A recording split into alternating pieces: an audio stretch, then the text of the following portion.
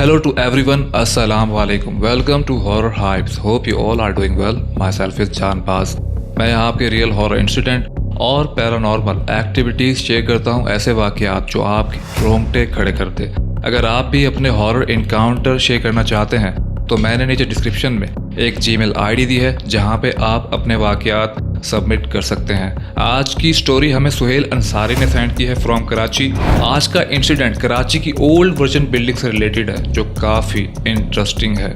हम अक्सर कहानियाँ सुनते हैं या ऐसे नाम हमें बार बार सुनने को मिलते हैं। फॉर एग्जाम्पल जिन, भूत, चुड़ैल, साया। There are many name that we get to hear और ये सारे इंसिडेंट इन्हीं नामों के इर्द गिर्द घूमते हैं। बट हम ऐसी जगहों के बारे में बहुत ही कम सुनते हैं, जैसे सदियों पुराने घर जो कि कराची में आज भी मौजूद हैं। ऐसी बिल्डिंग्स जो इंडिया पाकिस्तान आज़ाद होने से पहले की आज भी मौजूद हैं।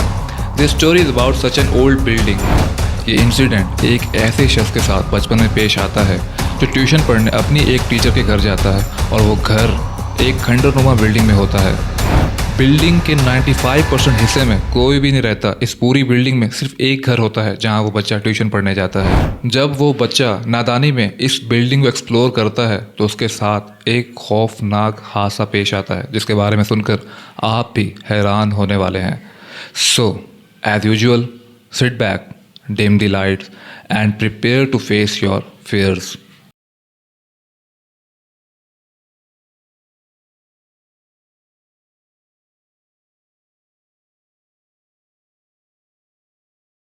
अस्सलाम वालेकुम, मेरा नाम सुहेल है।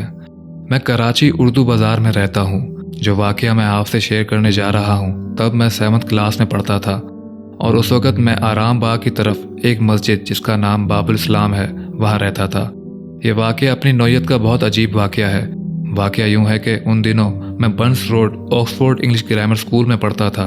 हमारी एक टीचर हुआ करती थी जिनका मैं नाम प्राइवेसी में रखना चाहता हूँ।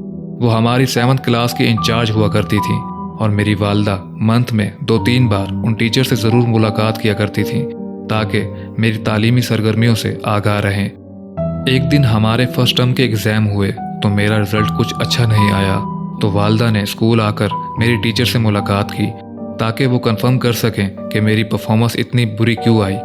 तो इन टीचर ने मेरी वालदा से कहा कि आप इसे मेरे पास ट्यूशन भेजें ताकि इसकी एजुकेशन पे अच्छे से फोकस किया जा सके। और फिर वालदा को टीचर ने अपने घर का एड्रेस दिया और कहा कि आप इसे आज शाम को मेरे पास ले आइएगा। फिर एक दिन बाद वालदा मुझे टीचर के घर ले गई। उनका घर पुराना जंग ऑफिस के करीब था और वो घर एक पुरानी बिल्डिंग में था। देखने में वो बिल्डिंग बहुत पुरानी थी। अंदर एंटर होते ही एक अजीब सी फीलिंग आती थी। वालदा मुझे वहाँ एडमिट करके चली गई। उन टीचर के पास और भी बहुत से बच्चे पढ़ने आते थे।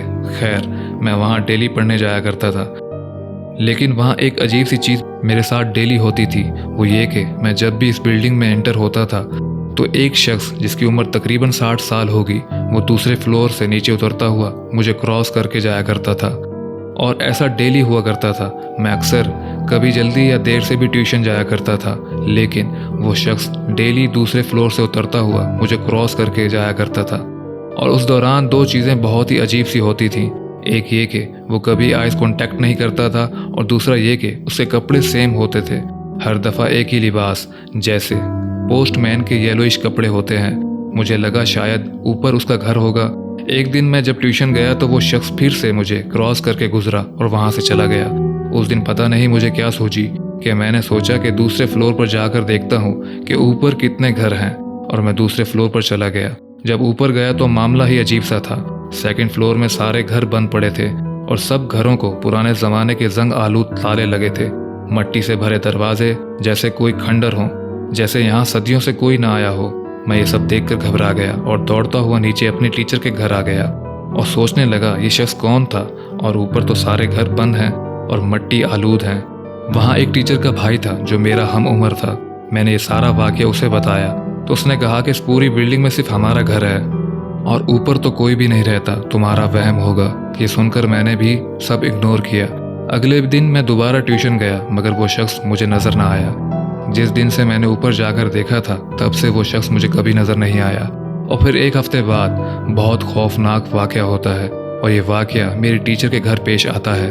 एक दिन मैं ट्यूशन गया तो सब बच्चे दूसरे कमरे में बैठे होते हैं और जहाँ हम पहले बैठकर पढ़ा करते थे वो दरवाज़ा बंद था। और टीचर का बड़ा भाई आता है और मुझे कहता है कि आज इस कमरे की सफाई हो रही है, आज आप लोग इस कमरे में बैठकर होमवर्क करें, टीचर अभी आ जाएंगी। ये सुनकर मैं दूसरे कमरे में चला गया। कुछ देर बाद मुझे प्यास लगी तो मैं उठकर बाहर हॉल में पड़े कूलर से पानी पीने चला गया। पानी पीकर वापसी पे मैंने सोचा इस कमरे में देखूं तो सही कि क्या सफाई हो रही है। जब मैं कमरे की तरफ जाकर हल्का सा दरवाज़ा खोलता हूँ तो मेरे होश उड़ जाते हैं। उस कमरे से बहुत ही गंदी स्मेल आ रही थी, जैसे कोई जानवर बहुत दिनों से मरा पड़ा हो। कमरे की दीवारों पर खून के निशान, जैसे खून की लहरें दीवारों से बह रही हों। और मेरी टीचर और उसकी फैमिली पानी वाले पोछे से दीवार साफ कर रहे थे। एक शख्स कुछ आयतें वगैरह पढ़ रहा था। सब ने मुंह छुपाए हुए थे उस बदबू की वजह से। मैं ये सब देखकर बहुत डर गया। कुछ देर बाद वो शख्स मेरी टीचर से कहता है कि ये अलमारी यहाँ से हटाओ। उस कमरे में एक कोने में लकड़ी की अलमारी हुआ करती थी। जब उस अलमारी को वहाँ से हटाते हैं तो एक बहुत बड़ा फेफड़ा पड़ा होता है। मैं सारा मंजर हल्का सा दरवाज़ा खोलकर देख रहा होता हूँ और खौफ से मेरी हालत ख़राब हो जाती है। वो फेफड़ा अल्लाह जाने किसी जानवर का था या किसी और चीज़ का, लेकिन ये सब देखकर मैं बहुत घबरा जाता हूँ और फ़ौरन से दूसरे कमरे में जाकर बैठ जाता हूँ। कुछ देर बाद दोबारा टीचर का बड़ा भाई आता है और कहता है कि आप लोग छुट्टी करो, कल आना, टीचर थोड़ा मसरूफ़ हैं। मैं फ़ौरन से घर आता हूँ और घर आकर सारा वाक़या वालदा से शेयर करता हूँ। वालदा को यकीन नहीं आता। वो समझती हैं कि शायद मैं पढ़ाई से भागने के लिए ये सब कर रहा हूँ। और अगले ही दिन वालदा मेरे साथ टीचर के घर जाती हैं और कंफर्म करती हैं कि क्या ये सच है। टीचर मुझे कमरे में भेज देती हैं और वालदा से अकेले में कुछ देर बात करती हैं और फिर वालदा वहाँ से मुझे लेकर घर आ जाती हैं। मेरे पूछने पर भी वालदा कुछ नहीं बताती ताकि मैं डर न जाऊँ। लेकिन काफ़ी अरसे बाद जब मेरी उम्र तकरीबन 20 साल हो जाती है तब वालदा ने मुझे बताया कि उस दिन टीचर ने उनसे कहा कि उस पूरी पुरानी बिल्डिंग में सिर्फ हमारा घर था और वहाँ बहुत अजीब सी चीज़ें होती थीं। कभी घर से चीज़ों का गायब हो जाना तो कभी वॉशरूम की टूटियाँ खुद ब खुद ओपन हो जाती थी। और रात को जब हम उठकर एक जगह से दूसरी जगह जाते थे तो ऐसे फील होता था जैसे कोई हमारे पीछे आ रहा है। ये इस घर में मामूल था। हम मजबूरी की वजह से ये सब बर्दाश्त करके वहाँ रह रहे थे क्योंकि हमारे पास कोई और रास्ता नहीं था। क्योंकि इंडिया पाकिस्तान आज़ाद होने से पहले की ये बिल्डिंग थी और हम लोग काफ़ी अरसे से यहाँ रह रहे हैं। अब मामलात बहुत बिगड़ गए हैं। अब हम दूसरे घर का अरेंज कर रहे हैं। जैसे ही अरेंज होगा मैं आपको कांटेक्ट करूँगी और वहाँ अपने बच्चे को पढ़ने के लिए भेज देना। ये सब सुनकर मेरे होश उड़ गए थे और फिर कभी उन टीचर से मेरी वालदा ने कांटेक्ट नहीं किया। आई होप आपको एपिसोड पसंद आया होगा। अगर पसंद आया तो please like, share and comment ज़रूर कर दीजिएगा। एंड चैनल को सब्सक्राइब भी कर लें और बेल आइकॉन भी प्रेस कर लें ताकि हर नई वीडियो आने से पहले आपको उसका नोटिफिकेशन आ जाए। तब तक के लिए अपना और अपने घर वालों का ख्याल रखिएगा। मिलते हैं नेक्स्ट एपिसोड में एक नए इंसिडेंट के साथ। अल्लाह हाफिज़।